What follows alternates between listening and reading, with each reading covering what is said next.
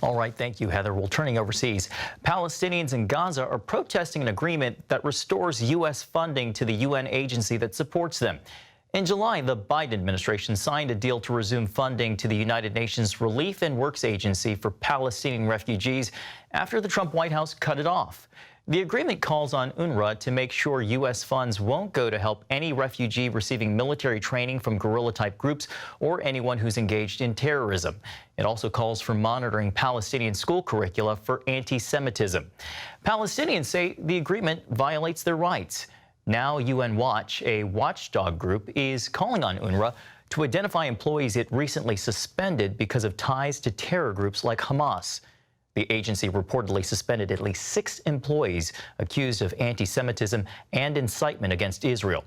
Former Israeli ambassador to the United Nations, Danny Danone, told CBN News UNRWA no longer serves a useful purpose.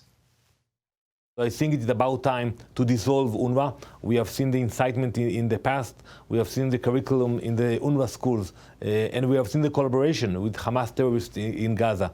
So I think, every once in a while you will hear those reports. I think for the long term, it is about time to replace UNRWA.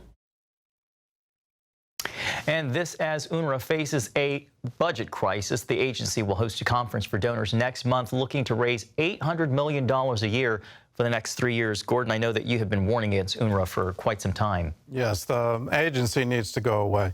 It was established back in 1948 to take care of the Arabs who voluntarily left Israel. I underline that.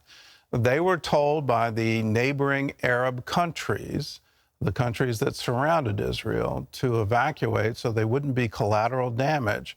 Because when Israel declared its independence, those countries declared war. And so they're not war refugees because of what Israel did. All Israel did was declare its independence.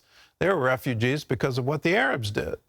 So here we are, more than 70 years later, and they're asking for millions, hundreds of millions of dollars to continue, quote, supporting the refugees, close quote. Well, it's now in the 5th generation since 1948.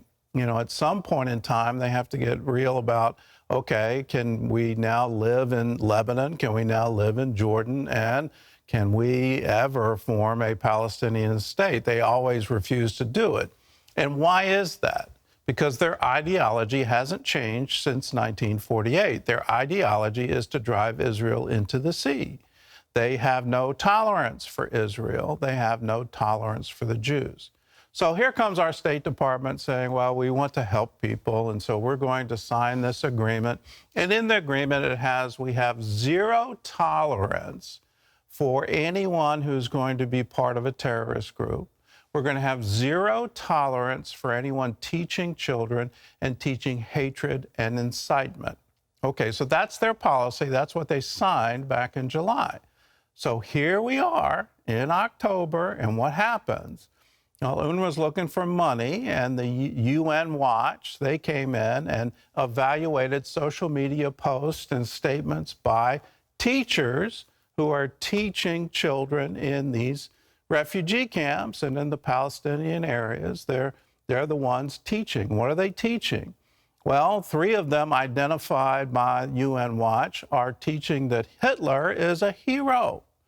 And this is what they're instructing the children. Another one was teaching that we should kill Jewish boys. Another one was teaching we should kill Jewish rabbis. So where is the zero tolerance?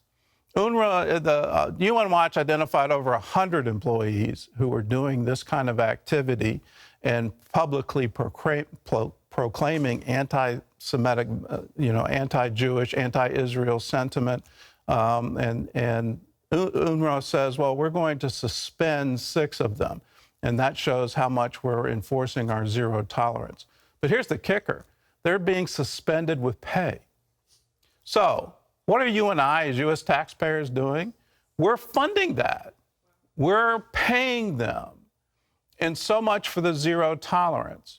Here's a bright idea. Let's get Ben & Jerry's to ban ice cream at the State Department, and maybe they'll get some sense and say, well, our tax dollars shouldn't go to support this anymore.